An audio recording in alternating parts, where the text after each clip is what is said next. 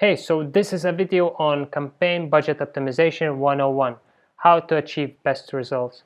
So having 12 clients and spending 500K every month for them, we have tested the best strategies to use for campaign budget optimization, and I'm gonna share all of them with you in this video.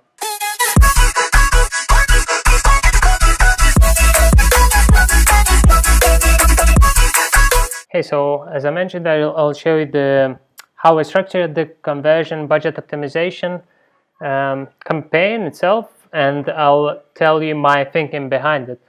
So when I started working with campaign budget optimization, it was maybe 4 months ago, and Facebook was pushing really hard on it to test it, to use it daily. So I started testing on it, and I pretty quickly found what works, and I scaled this exact account from 500 daily spend to sometimes even 10K daily spend, but usually around 3 to 5K daily spend. And not only utilizing this strategy, but manual bidding, as you can see on the other video of ours. And the structure of the campaign is pretty simple. We have small audiences, which are up to 5 million audiences. Then we have from 5 million to 20 million audiences, the size of them. And then we have from 20 to all the way to the sky. So basically we have all of these ad sets. We have 40% of them small ones, 40 medium ones, and 20% like really large ones. And the theory behind is that the smallest ones will provide us sales, while the medium one and the large ones will provide us a room to scale. So we start by testing a lot of interests, a lot of combinations, age, gender, etc. And once we find something that works, once we find something that doesn't work at the ad set level, we turn it off. So we look at the ROAS, obviously, we look at the cost per purchase, we look at the cost per initiate checkout, we look at the cost per add to cart, and we look at the cost per landing page view. And all of these are linked to our ROAS calculator, so we know for each stage of the funnel what we can pay for cost per initiate checkout, and for all of these metrics we know what exactly we can pay. So even if we don't get any sales, we know whether we're on the right track or on the wrong track pretty early on. So on these ad sets, I usually put a lot of ads. In the beginning, I put quite a lot of them, and then eventually I start trimming them down, looking at the metrics that we have here. And for example, for this one, we have 15 ads. I'm sure that I'll be turning them, some of them off pretty soon, as they are not performing really well. But that's the topic for another video. And just put a lot of ad sets on there. Small, medium, and large size. Put a bigger budget on the campaign budget optimization, and start trimming the ads down, and then at the same time ad sets down.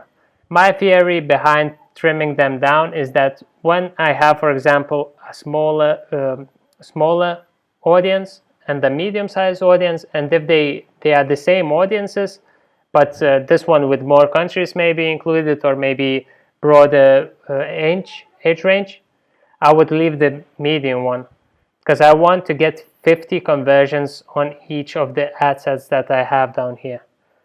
So by trimming the smallest ones down, I will get the 50 conversions on the bigger ones. As you can see on this account, maybe I should trim some of the ad sets down already. But for example, this one has 200 purchases, this one has 211 purchases. So I will likely to be turning these ones down at some point in the future. And so these give us a room to scale. The really big ones and the small ones give us a ground, like a stable ground where we get the wanted ROAS as well. One note that I would give you is that it takes time for campaign budget optimization to optimize, basically. And I usually leave it for 5 days to optimize. At the same time, I'm trimming the ads down. I don't touch anything on the ad set level, but I do trim the ads down. And after 5 days, I see that my ROAS is at the level that I want it to be. So in this case, at the top of the funnel, I want to get 2x ROAS. So once I get that, I start scaling it vertically.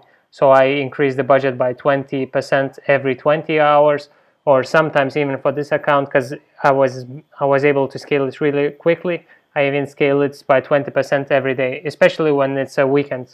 If it's a Saturday or Sunday, I know that I can ramp the budget up by even 1K or something, so like nearly 30 or 40% every day, and I'll still get my desired ROAS because it's weekend.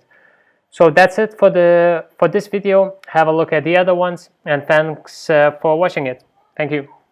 Thanks for watching the video. If you found any value in it, subscribe to our channel and scale your e-commerce together with us.